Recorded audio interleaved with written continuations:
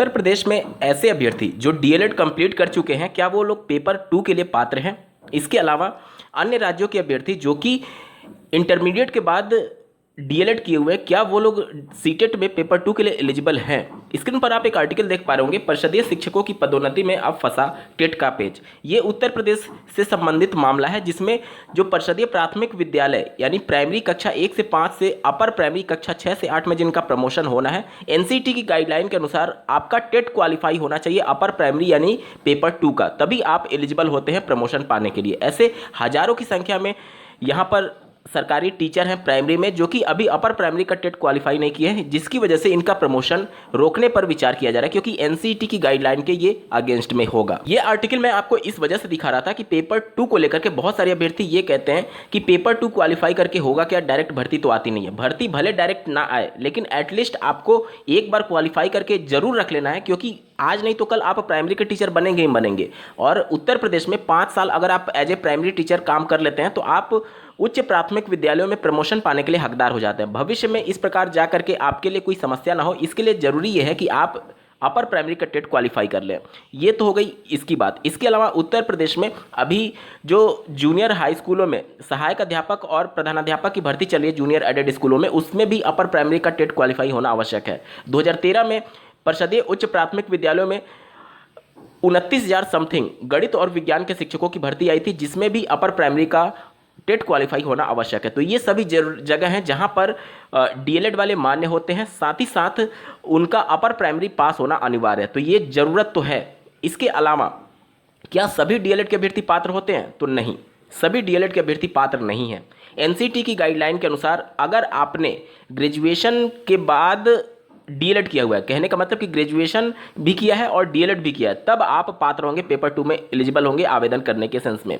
NCT की guideline DElEd के संदर्भ में यह है कि अगर आपने इंटरमीडिएट कर लिया है तो आप इंटरमीडिएट के बाद डीएलएड करने के लिए पात्र हो जाते हैं। बहुत से राज्य हैं, जैसे कि बिहार की बात कर ली जाए, पहले जब हरियाणा में चलता था जेबीटी तो वहाँ की बात कर ली जाए, अन्य राज्यों में भी जो इंटरमीडिएट के बेस पर डीएलएड कंप्लीट कराते हैं, वहाँ पर के अभ्यर्थी जो हैं वो पेपर 2 के लिए एलिजिबल नहीं है। पेपर 2 में सिर्फ और सिर्फ वही अभ्यर्थी पात्र हैं जो कि ग्रेजुएशन भी किए हैं और डीएलएड भी किए हैं। उत्तर प्रदेश में डीएलएड में एडमिशन ग्रेजुएशन के बाद होता है, तो उत्तर प्रदेश के सभी अभ्यर्थी जो डीएलएड वाले हैं वो पेपर 2 के लिए पूरी तरीके से एलिजिबल हैं। बहुत सारे अभ्यर्थियों का ये डाउट हो सकता है कि मान लीजिए एक कैंडिडेट है जो कि डीएलएड किया इंटरमीडिएट के बेस पे, यानी कि डीएलएड करने के दौरान या फिर करने कंप्लीट होने तक उसके पास ग्रेजुएशन की सर्टिफिकेट नहीं थी, लेकिन डीएलएड के बाद उसने ग्रेजुएशन किया, तो क्या वो पात्र होगा? बिल्कुल पात्र होगा।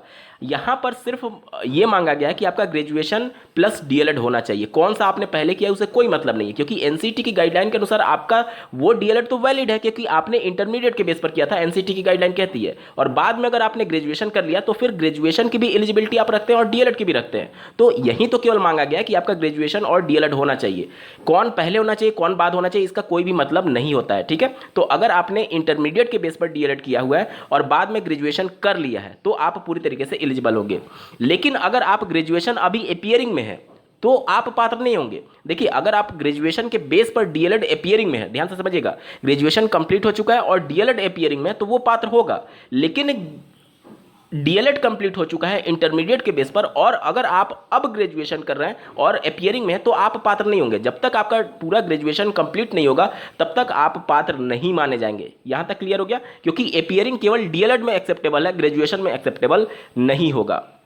इसके अलावा बैक पेपर से संबंधित जो भी समस्याएं हैं उन सबके बारे में एक ही स्टेटमेंट में कहूंगा कि आपका किसी भी सब्जेक्ट में किसी भी सेमेस्टर में बैक क्यों ना लगा हो, 3 बार बैक क्यों ना लगा हो, 4 बार क्यों ना लगा हो, आप पूरी तरीके से एलिजिबल होते हैं। क्योंकि माननीय सुप्रीम कोर्ट के फैसले के आधार पर जो एनसीटी ने अभी हाल ही में एक नोटिफिकेशन जारी किया था, उसमें साफ शब्दों में मेंशन किया गया है कि परसुइंग का मतलब ये होगा कि अगर आपने डीएलएड या फिर बीएड में एडमिशन ले लिया है तो उस कंडीशन में आप पूरी तरीके से एलिजिबल होते हैं। इसका कोई मतलब नहीं है कि आप किस सेमेस्टर में हैं, किस वर्ष में हैं। आज ही अगर आपने एडमिशन लिया और आज ही शाम को अगर सीटेट का नोटिफिकेशन आ गया तो भी आप पूरी तरीके से पात्र होते हैं। कहने का मतलब कि जो टीचर ट्रेनिंग कोर्स होता है टीटीसी, उसमें आप इनरोल्ड होने चाहिए, चाहे किसी भी वर्ष में, चाहे किसी भी सेमेस्टर में रहते हुए आप आवेदन करने के लिए पूरी तरीके से पात्र होते हैं।